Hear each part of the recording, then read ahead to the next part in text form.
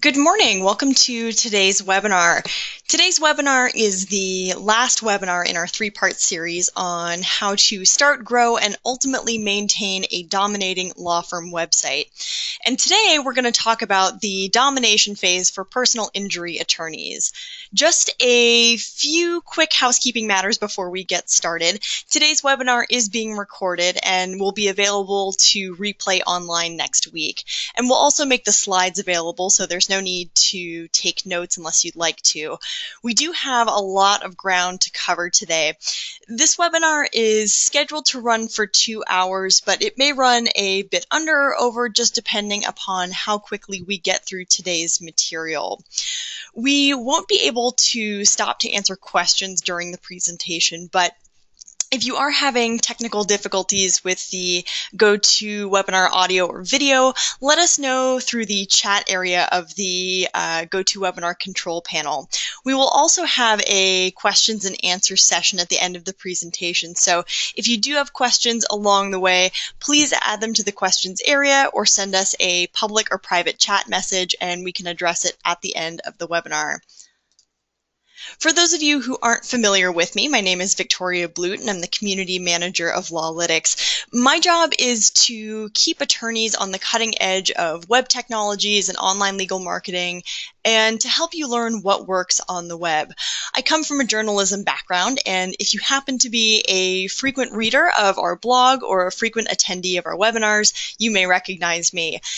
If you joined us for the first 2 webinars in this series, you'll recall that I went into great detail about how search engines work and about various types of content that lawyers should include when starting their website, as well as exploring how social media can work with your law firm's website to amplify your firm's signal, extend your reach, and reinforce your reputation. Again, if you attended the first webinar in this series, you're likely already familiar with our other presenter as well, but if you're not, I just want to give you a quick introduction to her before we get started. Rachel Shalott holds a JD and a master's and practiced law before joining LALinux. She is the Vice President of Content Operations here, and she's in charge of all of our content operations, which produces millions of written words for our members' websites and blogs each year.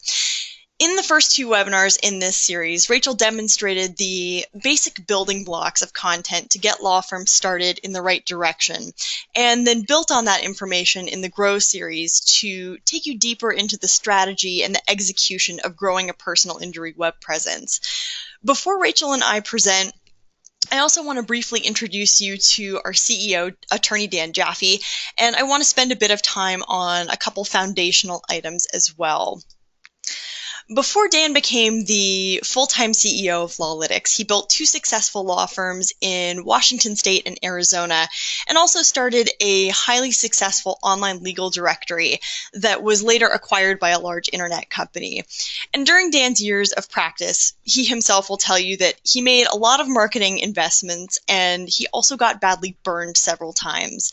And what this led him to realize was that nobody cared about his practice like he did, and that in order for him to succeed, he needed to understand how the internet functions, how his potential clients were using the internet, and he needed to be in control of his marketing. So he did the heavy lifting to figure this out early on, and then he co-founded LALinux, which makes it easy for attorneys to be in control of their marketing without wasting their time or money, and today he loves showing his fellow attorneys how this stuff really works. I want to briefly review who we are, what we do, and why it matters. So you have many choices of companies and technologies to design, build, host, and help you market your law firm's website. And at LALinux, we do all of that, and we also have a lot of competition. So what is LALinux, and how are we different? Our company is obsessed with the pursuit of the most efficient marketing methods for each law firm. And there are 2 major variables of efficiency: time and money. LALinux was created to empower law firms to have unlimited marketing success without wasting time or money. And we have 2 different types of competitors. On one side are full-service marketing companies like FindLaw and Martindale Nolo. And LALinux is built to give attorneys all of the upsides of using a full-service company without exposing you to the potential risks and downsides. And on the other side are do-it-yourself software programs, things like WordPress and Wix that are cheap or free to use. And these programs come with steep opportunity costs. Attorneys often struggle to make them work, which wastes their time and forces them to miss opportunities along the way. So while both full-service companies and do-it-yourself platforms are viable options, LALinux offers a more practical solution for lawyers. Our company works exclusively with attorneys, and our services are adaptable to every stage of a law firm's growth. Our members can start as small as they choose and then grow as big as they decide without taking dangerous risks or committing to things that might not work. And because our software is built exclusively for lawyers, the learning curve is really easy, and it enables our members to add to and edit their websites and turn their efforts into new business without struggling. If you're joining us in this webinar after having seen the Start and Grow series for personal injury attorneys, then you probably have a good sense of where we might be headed. But for those of you who are joining us for the very first time, I want to give you the framework for where you are in this webinar series to make sure that you're in the right place. So this three-part series for personal injury attorneys lays out a clear roadmap for successful legal marketing, because we recognize that the path to cost-effective and efficient law firm marketing online is often quite unclear for attorneys. Sometimes it's a problem of not knowing what to do or what works. Other times attorneys may understand what they need to do, but they're not sure how to do it. Other times it's a matter of getting distracted by the latest trend or getting tripped up by SEO sales talk and other things that can keep you from your goals. But to do this right, we recommend implementing this information that's in this series in chronological order. So here is a quick review of what we discussed in the first two parts of this series. In the Start series, we explained how to get started with a law firm web presence, and that's whether you are brand new to online legal marketing or if you have a website but it's just not working for your firm. We laid the groundwork for marketing your personal injury firm with sound and sustainable strategies and how to use that foundation to take your marketing where you want it to go. We explained the basics, and we showed you that to start smart, you need to be able to do just a couple things well. And so long as you avoid the traps and the tricks, that foundation is going to take you as far as you want. And then in the Grow series, we went over a variety of tools and tips that can assist you in your long-term content strategy, as well as how to understand the key performance indicators that help you market your firm effectively without wasting time or money. So we discussed a lot of the vanity metrics as well that SEO salespeople and legal marketers sometimes use that can confuse attorneys and send them down the wrong path or keep them on the hook without having anything real to show for it. So now we are at the Dominate phase, which is going to show you, as it says here, how to climb to the top and then stay there without wasting your time or money, and also without having to watch your back. So if you haven't seen the first two webinars in this series, that's okay.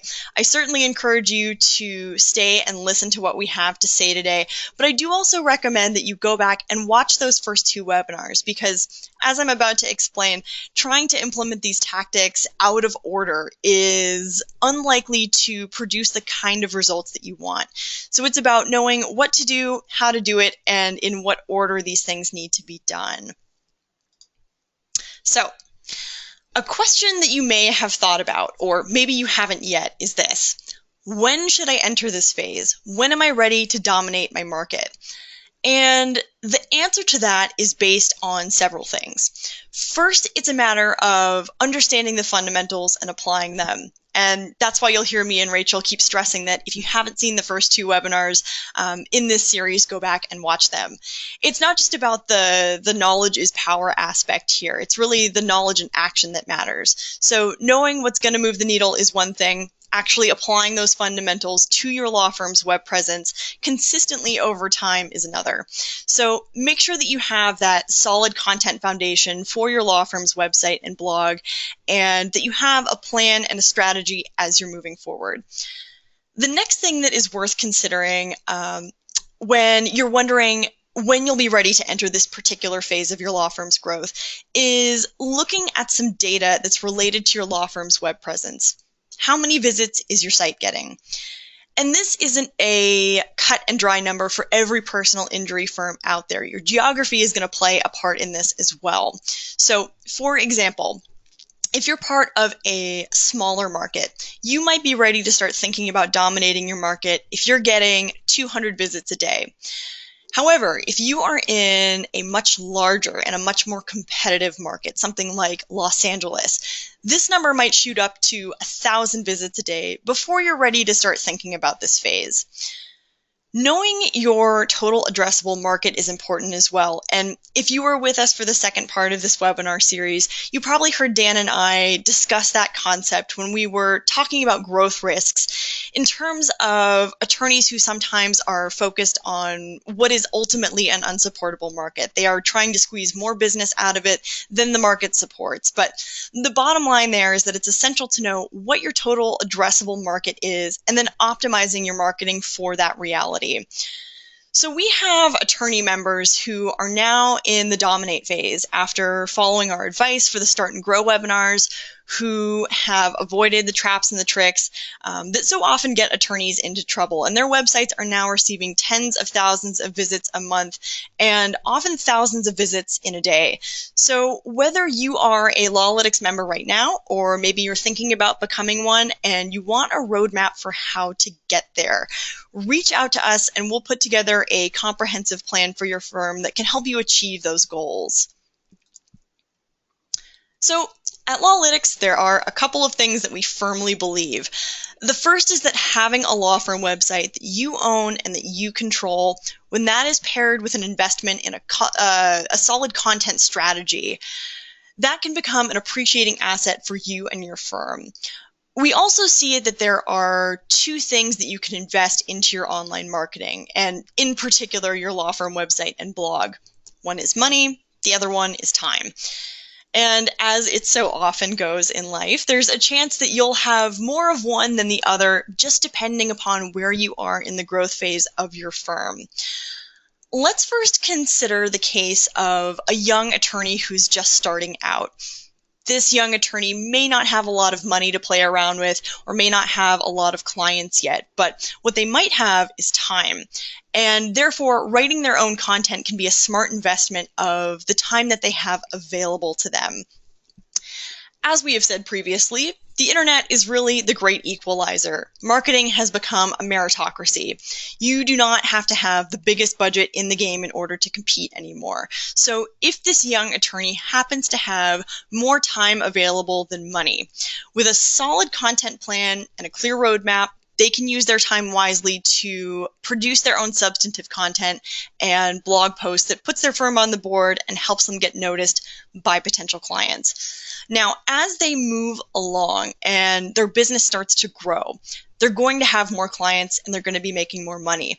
Now, at this point, they may want to still continue writing their own content, but they might also choose to delegate a little bit of their content as well, even if they're continuing to add to their website themselves, I should say.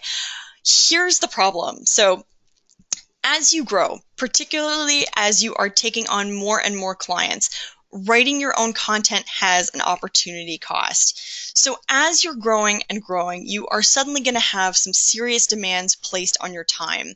And it's why we mentioned in the last webinar that it's worth thinking about these things like intake systems and so on and so forth before you get to this point, because you don't want to let yourself get overwhelmed. But one of the things that you're going to have to think about as these demands are placed on your time is the opportunity cost of writing your own content. The choice that has to be made between what is often mutually exclusive, money or time.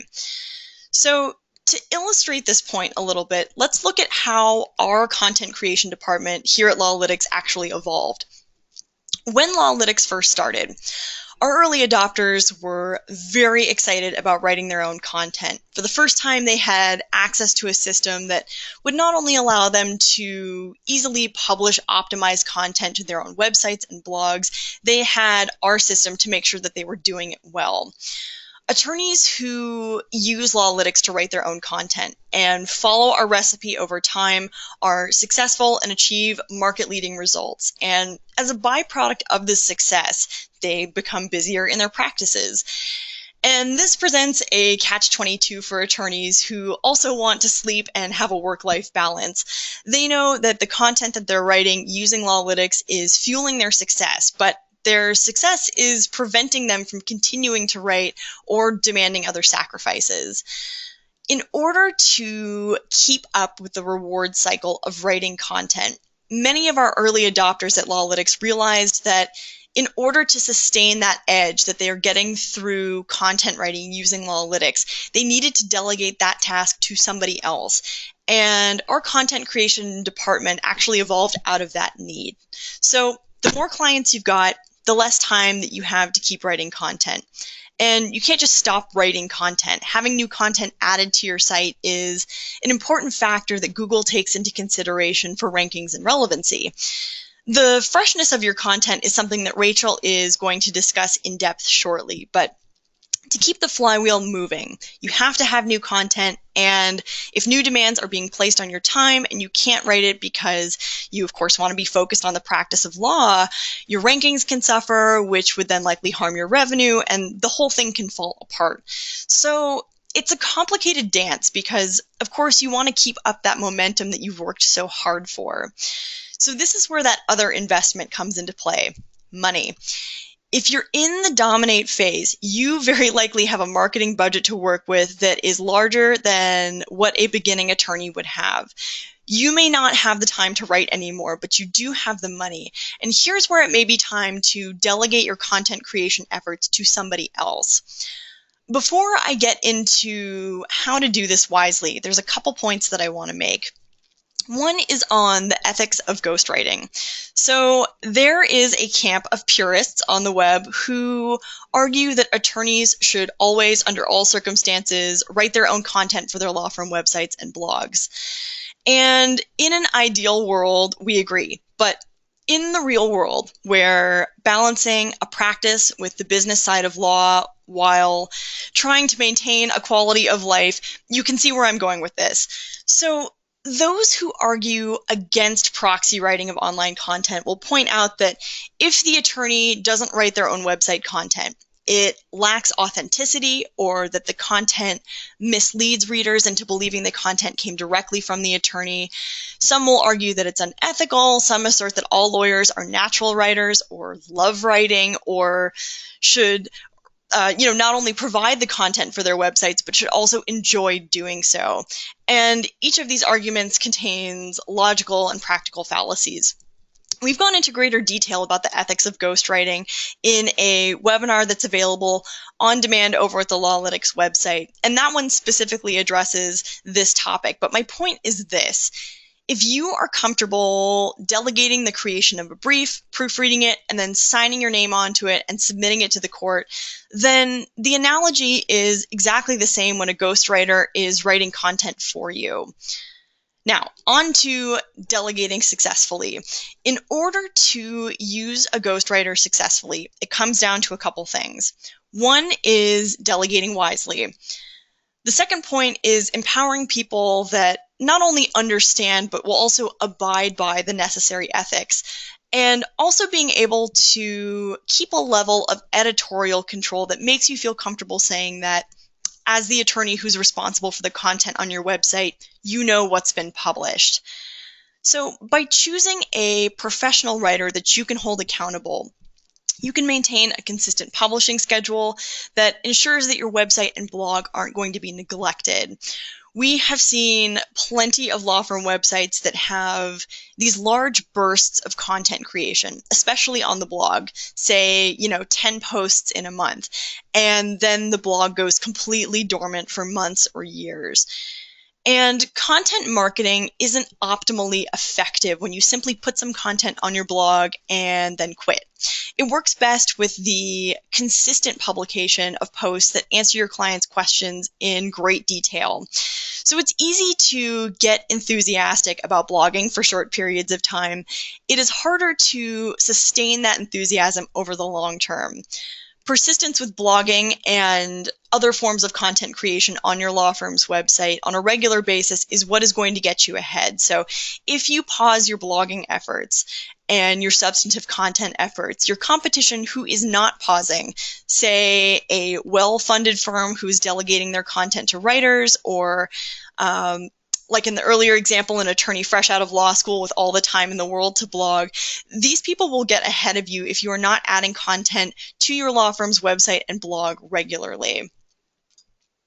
So just a couple last things before I hand this over to Rachel. I do want to briefly point out something. If you are a LALinux member or you've been with us for a few webinars, then you know how easy it is to use LALinux to add to and edit your website. And what we also make it easy to do is allowing you to delegate those tasks to others as well, such as in the case that you have a partner or associate who's going to blog. But on top of that, we also make it easy for you to have control in the case where you hire a professional proxy writer. The LALinux user access controls that are featured in our control panel make delegating this work to others a total breeze, and that's without relinquishing the kind of control that attorneys need over their web presence. So as you can see here, you can add an unlimited number of users, and then for each user, indicate who that person is ghostwriting for. So as you can see in this example here, we have a summer associate who's going to ghostwrite for Dan. And as you can see here as well, that little blue checkbox that says requires approval before publishing, that makes sure that you have control over what goes on your website, even if you have somebody else ghostwriting for you. There are additional permissions that you can select as well to ensure that the person who is ghostwriting for you has as little or as much access to things like your sites or blog posts, case results, social media, so on and so forth. If you're curious to learn more about the effective use of ghostwriters, I really recommend checking out a webinar that we did on that subject a little while ago. The web address to access it is at the bottom of your screen here. One last point that I want to make to you is this. Your time is valuable, and especially so if you're in the domination phase of your law firm's growth. The quality content that you add to your law firm's website on a regular basis is really the key to starting and growing a successful web presence and ultimately dominating your market. But if you can't write for your website on a regular basis, then using a professional proxy writer is really the next best choice that you can make. As I said earlier, the LALinux content department evolved out of that very specific need. So attorneys who had been writing their own content and as a result of that got so successful that they needed help to keep publishing. And today we're writing millions of words of content for attorney websites and blogs. Rachel Shalat, who's going to speak to you in just a moment, is the Vice President of Content Operations, and she oversees this entire effort. But before I turn it over to her, I do want to talk briefly about our content creation services for those who are interested. We have an in-house content creation department that's managed by lawyers. Many of our writers are lawyers. All of them have strong writing and legal backgrounds. And all of the content that gets published on behalf of our members who choose us to write for them goes through an editorial process where lawyers look at it before it ever gets published. We have several levels of content creation that we provide, and these are services ranging from startup content when there is a brand new site that doesn't have any content to get it off the ground, to creating attorney bios, practice areas, and so forth, all the way up to these really extensive build-outs of over 1 million words for attorneys who want to, over the course of a year or more, build dominating websites for a certain practice area or practices or for certain geographic areas. But between those extremes, we also have a la carte content. So say you're writing your own content and you have a big trial coming up and you don't want to have a lag in your content, we can jump in, pick up where you left off, and then sustain it until you can jump back in and start working again. We also have the ability to do ongoing recurring monthly blogging and content creation for our clients. So what I also want to say here is that at LALinux, we really pride ourselves on having more than just a vendor-customer relationship with you. We take a lot of time at the outset to get to know you and create a partnership that allows you to participate as little or as much as you want in the creation of your law firm's website content. We want to know how you like your content written as far as voice goes. We want to know what your objectives are. We want to know about your practice area. We look at what you're trying to accomplish and what you've already accomplished, and then we make a plan to get you there. So on that note, I'm going to go ahead and turn it over to Rachel, who's going to get a little more in-depth on content in the domination phase of your law firm's website. Rachel? Thank you, Victoria. As you heard earlier, prior to joining LALinux, I practiced criminal defense in Pennsylvania, and I now oversee the LALinux content department. We work with our attorney clients to plan, create, and refine their web content. When we work with firms who have a really dominating site, we generally see content structured like this. First off, there is a very solid, substantial base of evergreen or substantive pages. If you were with us in our Grow session, I discussed achieving a large target size for your market area. Over the past few years, we've been conducting market research to see what makes these attorney sites that utilize organic content marketing so successful. And we looked at a variety of metro areas across the United States, and we also examined a variety of different practice areas. And the one constant we always observed was these sites had the highest page volume in their market area. And substantive pages are the way you get to this large size. And these include your practice area pages, as well as your reputational pages and things like local pages. The best thing about organic content marketing is that this base is going to be your single most valuable asset, and you're going to get an incredibly high ROI. Because the bulk of the time and resources, it's going to go into your initial content build. Now, this can be quite a substantial undertaking.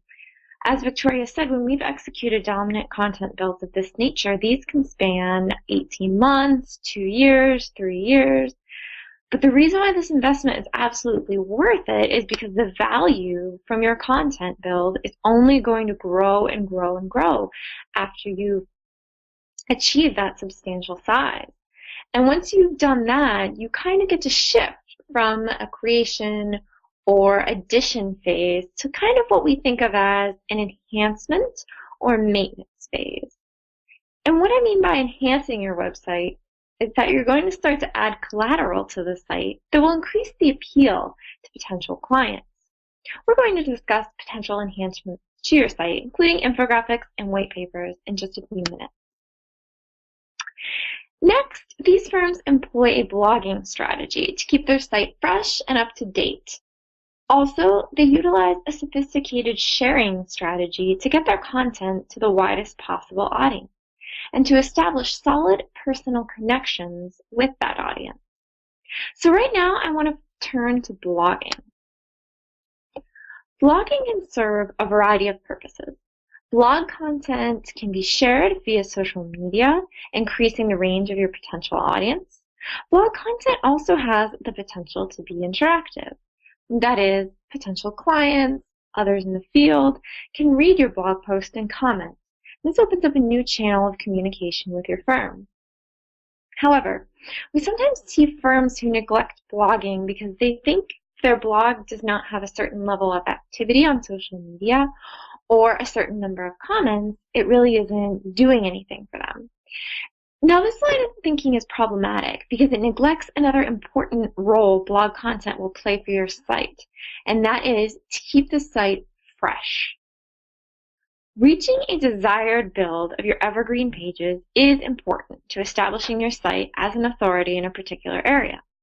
The size of your site is going to be instrumental in getting strong search engine rankings. But as we can see here in this excerpt from Google's Search Engine Optimization Starter Guide, it is important that your content not only be unique, but also that it's fresh. Now, this doesn't mean you need to make regular drastic changes to your site. However, we have seen that even when a site really reaches the point where it is dominating a major market area, if nothing is added to that site for a period of time, we do start to see decline. We see a little bit of a dip in the rankings with search engines favoring maybe newer sites, might be a little bit smaller, but where content is being consistently published. So this is where blogging comes in, and it can be a really big help. It will allow your site to maintain that freshness. It's going to keep appearing fresh to the search engines, and it will help maintain your strong ranking. We found that adding a few blog posts per week can really help to prevent any type of decline in rankings due to inactivity. Additionally, blogging can serve as a base for forming connections with your target audience, be it current, former, and/or potential clients. Your blog content will be a rich source of shareable material to use across your social media platforms. Additionally, many firms who really do dominate take social media a step forward, and they engage in using direct email newsletters. These are sent to a list that's generated from current and former clients and/or users who took a subscription action when visiting your site.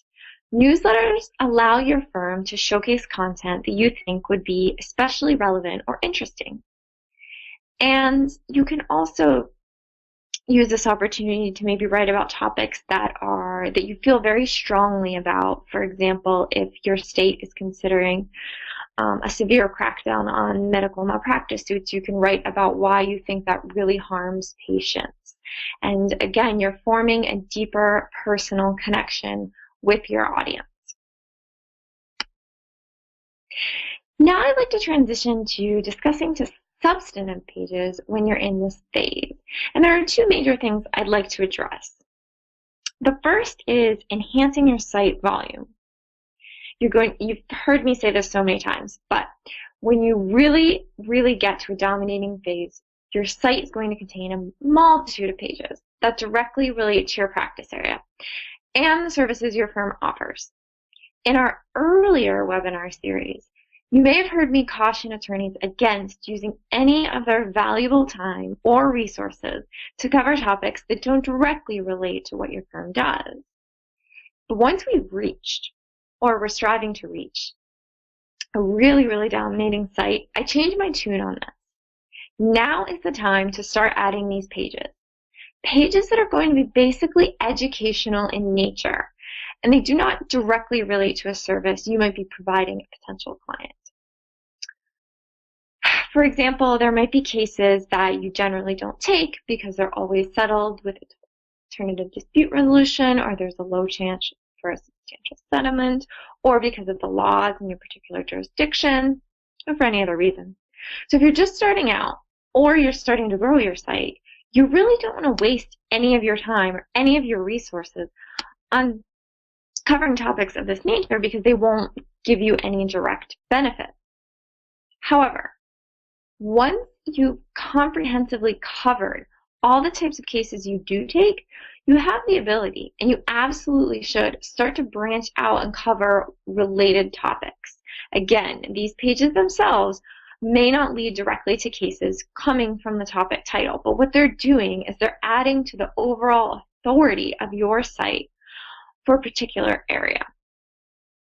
So if you look at dominating sites in major metro areas in the United States, Los Angeles, New York, Atlanta, you're going to find a wide variety of topics that are covered, and clearly not those only limited to where the firm might gain business. Again, the breadth of ancillary topics that you need to be covering is very consistent with the target size, your market area. It's going to depend on your geographic location. It's going to depend on what your competitors are doing. So, someone who's in a major metro, it's going to be much different if you're in a small rural area. That's always going to dictate the amount of content that's necessary. And next, I'd like to talk about updating your substantive pages. The reason why we label these pages evergreen pages is because the content on them is unlikely to change. However, changes in federal or state legislation can necessitate an update of these pages. For example, let's say your state legislature increased the statute of limitations for bringing a medical malpractice claim when the victim was a minor at the time of the incident. When you have a very large site, it can be incredibly difficult to locate every instance where you have referenced that particular statute, that particular time limit. So one thing we really recommend that firms do is to create some type of resource, and a spreadsheet is a really, really easy way to do this. But it's important to have an index of pages. You have particular statutory information. That way, if there is an announced change, you can easily locate the pages that you'll need to update and come up with a game plan for doing so. And now I'd like to speak about those site enhancements that I mentioned earlier. There are different types of collateral that you can add to your site, which will really, really enhance the experience of a user. There are many, many types of this, ebooks, things of this nature, but I'm going to take some time right now and talk about two particular types that we've seen firms have a lot of success with, and those are white papers and infographics. White papers are generally around 3 to 7 pages, and they're documents that cover a particular topic in great detail. For example, a firm might create a white paper that gives a comprehensive overview of what to expect when litigating a medical malpractice claim. And these documents can serve a multitude of purposes. They can be an educational resource for visitors to your site who want a really nuanced understanding of a particular topic. We've also worked with many firms who use white papers in a more traditional sense as print resources. So some firms mail relevant packets to clients who come in for an initial consultation. Others take white papers and they leave them for distribution in an area where they might have potential clients. Now, as far as density of information goes, infographics are kind of on the far other side of the spectrum from white papers. They illustrate concepts in graphical form, with the focus much more on the visual depiction than the text. So, for example, you might create an infographic demonstrating how a defective medical device causes an injury, where you're sort of walking a person through where the device is placed in the body, its mechanics, and how it can cause harm. For things like this, when you're trying to have a user, you're getting the user to visualize something that's pretty complex. Infographics can be just an excellent way of doing this. And they can also greatly enhance the experience a visitor is going to have on your website. They capitalize upon the strong preference many users have for digesting information in a very visual way, and also the shorter attention span that we've seen happen over the past few years as the means of consuming information has shifted from print to electronic to smaller and smaller screens. We're seeing, again, that strong rise in people who are consuming online information on a tablet, on a mobile device. So again, infographics, they really work well with this, and they're highly shareable. These tend to be incredibly popular on social media, and they get passed around a lot. There are many tools that are available on the internet for creating free infographics, but I do want to mention a word of caution here. The most effective infographics and white papers will follow the branding guidelines of your firm because, again, they're educational, but they're a strong marketing tool. And if you were with us in some of our earlier webinars, you heard Sophia, who's one of our senior designers, talk about consistency in branding and how it's very, very important that you have your logos and your colors remaining consistent across platforms. So if it's on a pen, if it's on your site, if it's on a billboard, you want it to always appear the same. Another thing you want to be concerned with is making sure that the colors, your branding colors, are paired with complementary colors. Complementary not only in terms of palette, but colors that are utilized appropriately to evoke the desired response from your audience. Again, Sophia spoke about the psychological elements of colors in some of our earlier webinars. And different colors have been found to evoke different emotional responses. So this is something that should absolutely be taken into account when you're creating these types of collateral for your site. If you're writing about, wrongful death suits or things of this nature, it's very, very important to make sure that you're using colors in a way that evokes the appropriate emotional response. And it's pretty difficult to use some free template system and sort of maintain this consistency with your brand guidelines, and you're ensuring the use of proper complementary colors. So it is something that we advise against. For the firms that are with us on our platform, the same team of graphic and web designers who imported or configured logo at the launch of the site are also responsible for creating things such as white papers and infographics. So we really, really ensure that all visual elements are consistent, and we make sure that they're embedded seamlessly into your website and that everything's appropriately configured for desktop and mobile users. So when you're in the earlier phases, if you're starting out, if you're growing your site, the focus is going to be on content creation. The goal is getting more visitors to your site. But once you've reached the dominate phase, you are getting those high visitor numbers. And you're competing against other firms who are also getting very, very high visitor numbers because you both achieved a certain standing with search engines. So what you need to do now is you need to be unique. You need to give your visitors a very memorable, positive, and unique experience. And Collateral is a great way to do this.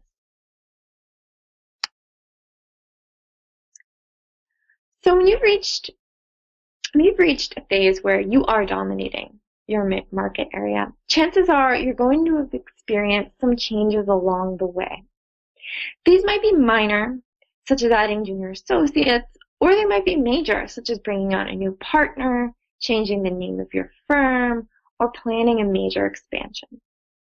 When you're faced with a major change, it is critical to keep your web presence in mind and develop a plan of action as early as you are able to, just as you might plan and execute other necessary steps for a change, such as leasing office space.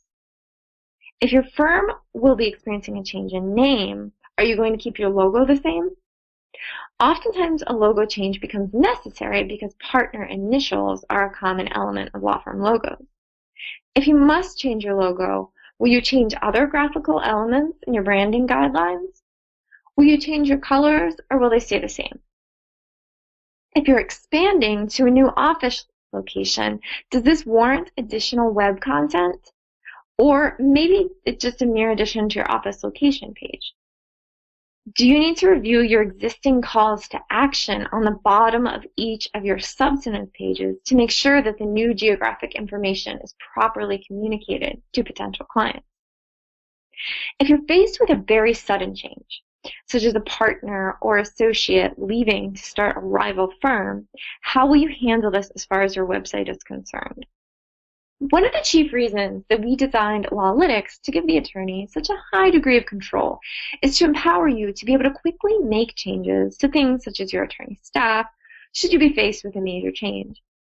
You can also easily unpublish one page or page groups if you need to make unanticipated changes. It's a good idea to keep these things on your radar and sketch out sort of a tentative plan of action for how you would handle any of these potential changes should they arise in the future.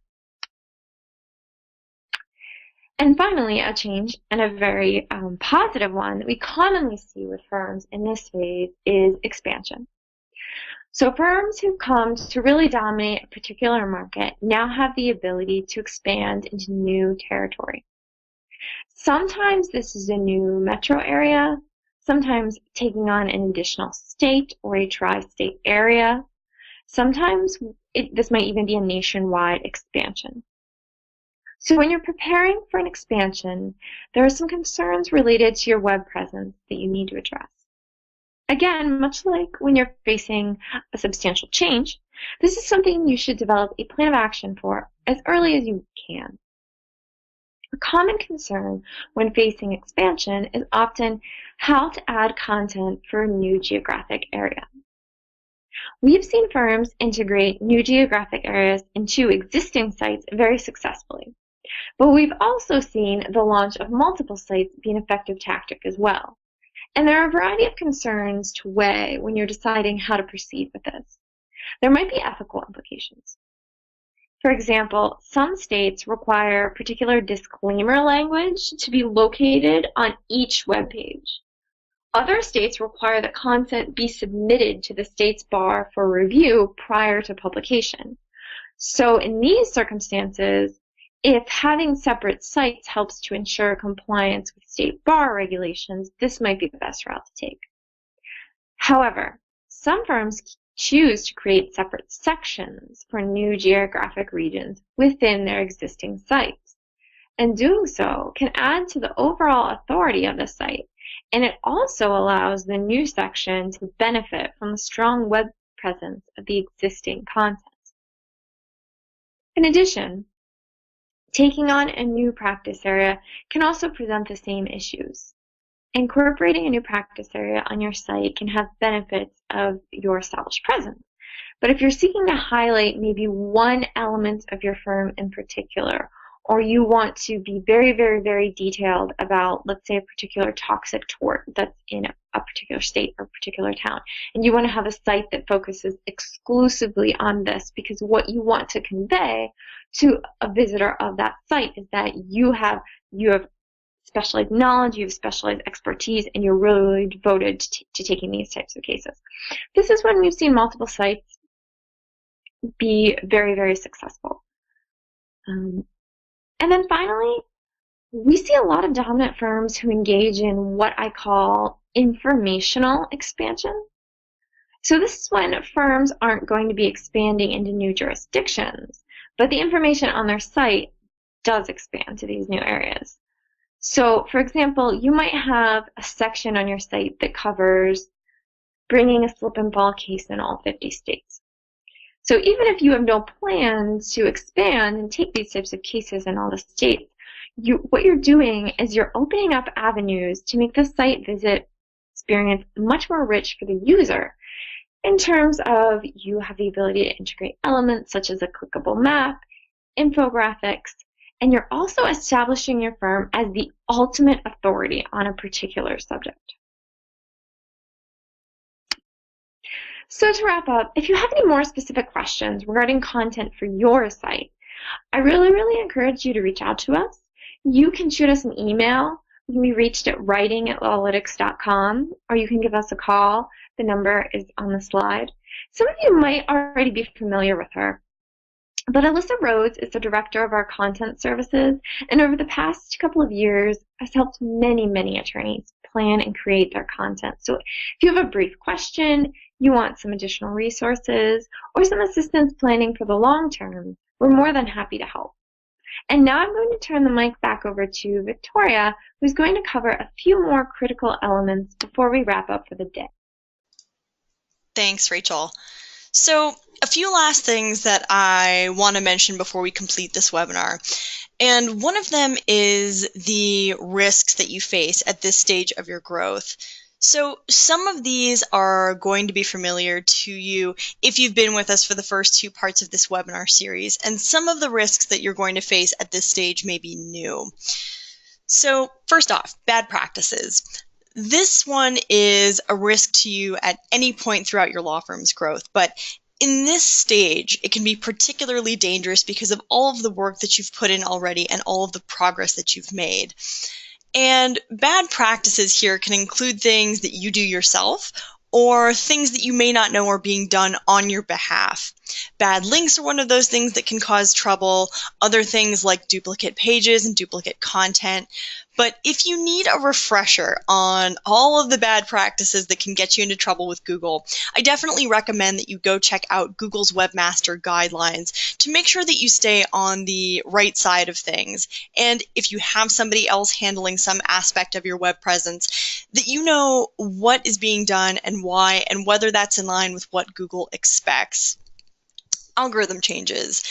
So this next one is related to the first one to some degree, because if you've been engaging in bad practices, particularly ones that go against Google's Webmaster Guidelines, then you could be in trouble the next time that Google makes an algorithm change. Keep in mind that At scale, bad practices are amplified. So the more visible you are, plus whatever bad practices you're engaging in, that can mean it's more likely for somebody to report your practices to the authorities, and the more likely it is that all of the work that you've done up to this point can come tumbling down. So when you have a solid content strategy that focuses on providing value and useful information to your potential clients, and when you understand the rules of Google, you're not going to have to sweat the next time Google makes an algorithm change, because you will know that what you are doing is on the right track. The target on your back. So I recognize that sounds kind of ominous, but the higher you climb and the more success that you have, the more that you may find that others are trying to copy what you are doing. And that includes sometimes downright copying your content. The content that you create may not only attract potential clients, but your competitors as well. And that can be really frustrating after all of the work that you've put in to create work that's original and useful for your potential clients, to have somebody come along and copy it for their own website. Now, if you find that somebody is stealing your content, there are some things that you can do. There are definitely tools that you can use for detection in the first place. Google Alerts is a good one. Copyscape is another one. But if you do happen to find your work elsewhere on the web, here are some other tactics that you can employ. The first thing that you may want to try to do is pick up the phone and call the attorney who's copying your content. We've talked about this a lot in webinar series about things that are done for attorneys by legal marketers and webmasters and copywriters that the attorneys who hire them may not even know about. And this could be a case like that. So it's possible that this attorney hired somebody and that person lifted your content for this attorney's site. So calling the attorney directly can sometimes resolve this issue. And it doesn't hurt either to follow up your phone call with an email, which of course will provide you with a record of your request and what was said. But if that doesn't work, either you can't reach the person by phone, they refuse to respond to your emails, or they just downright refuse to remove the content.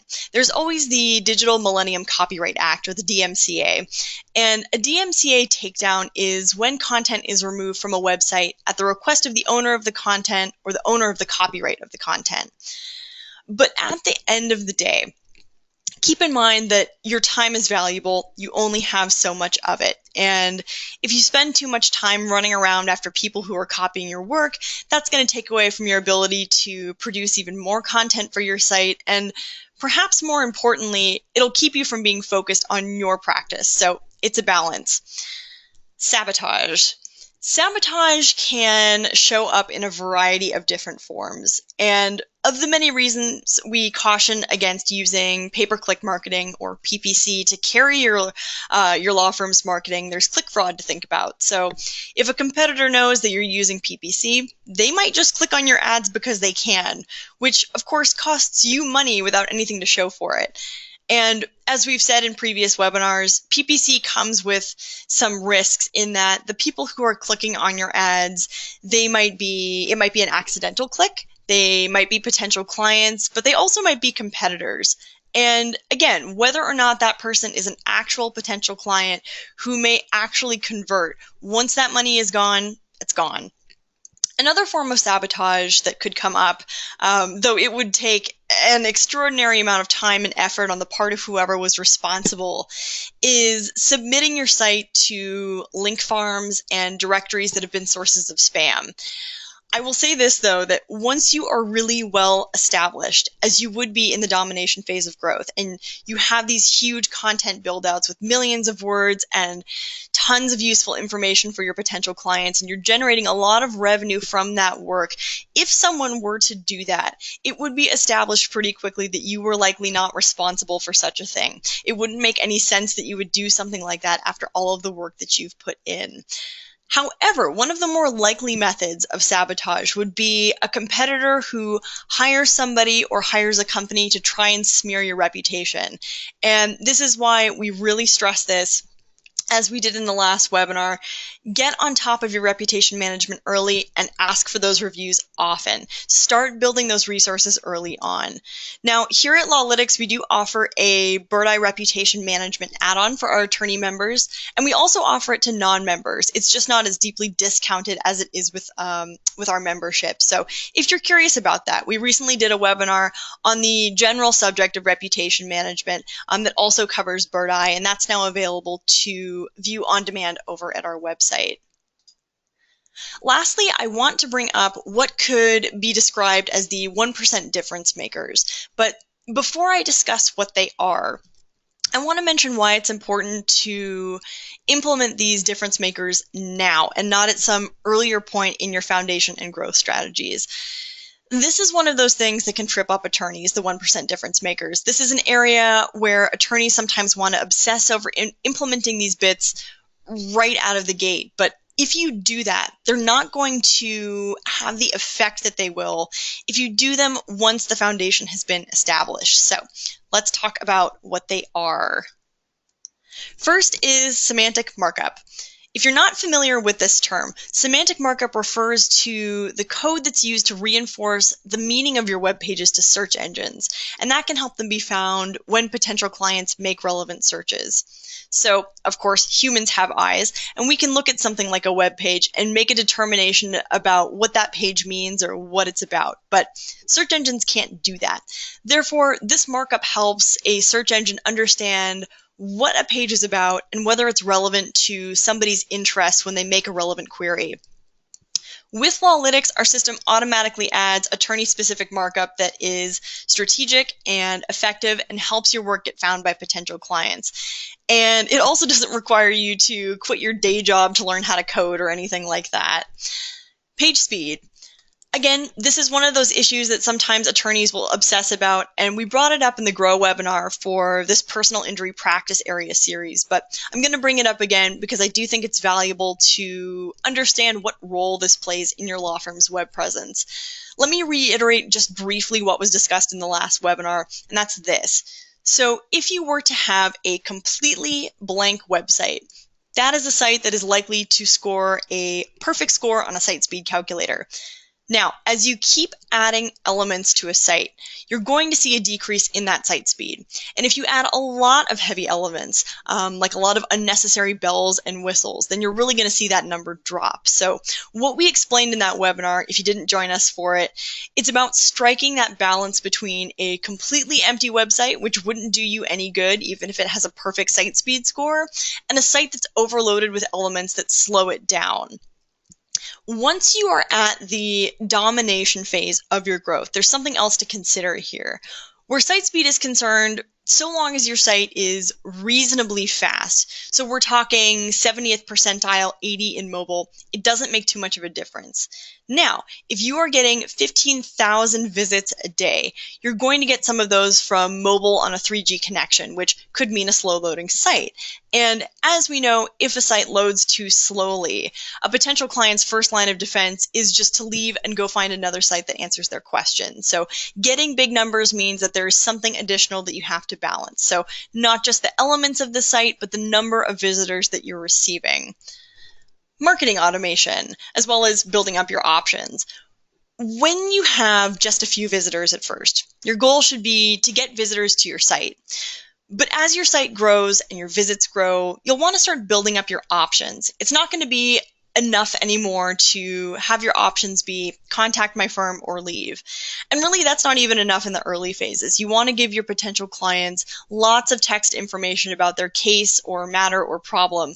But when you start hitting those big numbers, then it's time to start thinking about a variety of ways to present that information. So like Rachel talked about, things like ebooks and white papers, other collateral, newsletter subscriptions. And while you have to create those yourself or hire somebody to do it for you, sending these items to potential clients are things that can be handled efficiently by marketing automation software. And I've written blogs on a number of popular marketing automation software tools for attorneys that you can find over at the blog. So that way, once you've done the work or you've hired someone to do the work of creating that collateral, then you can use marketing automation software to send it for you and create that connection between you and your potential client. And that includes things like, even outside of office hours, you're already home. Marketing automation can help you do more work and reach more clients around the clock. Things to experiment with. CTAs. So when you're at the biggest phase of growth, this is a time that you can start experimenting with the calls to action that you feature on your website. So try different action words, try different phrasing, see what draws in more clients. Form fields. Form fields are another good thing to experiment with. So your potential clients, of course, are busy just like you are, and they don't want to have to do any more work than what's necessary to reach you. So where you can, see if you can edit down your form fields to whatever is absolutely necessary. And there was a good example of this recently in the news with Expedia, in fact. So this is a story on one hand about how to root out hidden profits with analytics as well, but Expedia discovered a really interesting problem. They were noticing that they had many customers who were clicking their Buy Now button, but then they never went on to complete their transaction. So what was happening? Here we have people who, as far as leading indicators of purchase intent go, they said appeared to be ready to finish that transaction, but they didn't. So when Expedia conducted this research, they found something that was oddly simple. They'd had this optional field under name, which was company. And what happened, as it turns out, was that that extra field confused customers who filled out that company field with their bank name. So after putting in their bank name, these customers then went on to enter the address of their bank rather than their home address. So when it came time to verify their credit card, it would fail because it wasn't the address of the card holder. Now, when Expedia fixed this problem, they increased their profits by $12 million. This, of course, is an extreme example, but my point here is try to minimize any sort of user error or frustration that might happen with your form fields. Don't make potential clients work any harder than they have to. Expedia later said that they'd found a number of other issues like this by using their data to their advantage and also by really paying attention to their customers and their needs and their wants. Think about setting expectations on your form. So if you say that you will return calls in 5 minutes, but you're a solo practitioner and as things grow, that's just not true anymore, then it's the difference between not being able to meet that expectation and changing what that says, or having a better intake system with 2 or 3 people available to answer the telephone. Lastly is call tracking. So at LALinux, we can help you integrate things like CallRail, which can help you measure your calls and see where they're coming from so you can see what's driving them and then use that information to fine-tune your marketing even more. So this is the last webinar in our Start, Grow, Dominate series for personal injury attorneys. And again, if you missed the first 2 webinars, feel free to go check them out over on the LALinux website, or as well any of our other free on-demand webinars as well as blog posts. All of those resources are available to you for free to help you better understand how the internet works and how your potential clients are using it to find you. If you have questions about your legal marketing or you're ready to take your online marketing to the next level, we are here to help you and we're happy to talk with you. So feel free to contact us through any of the above methods. You can submit a consultation request from our main website at www.lalinux.com. You can always call us at 800-713-0161 or shoot us an email at info@lalinux.com. I want to thank Rachel for her presentation today as well. And with that, I'm going to go ahead and end the recording and go to questions if we have any.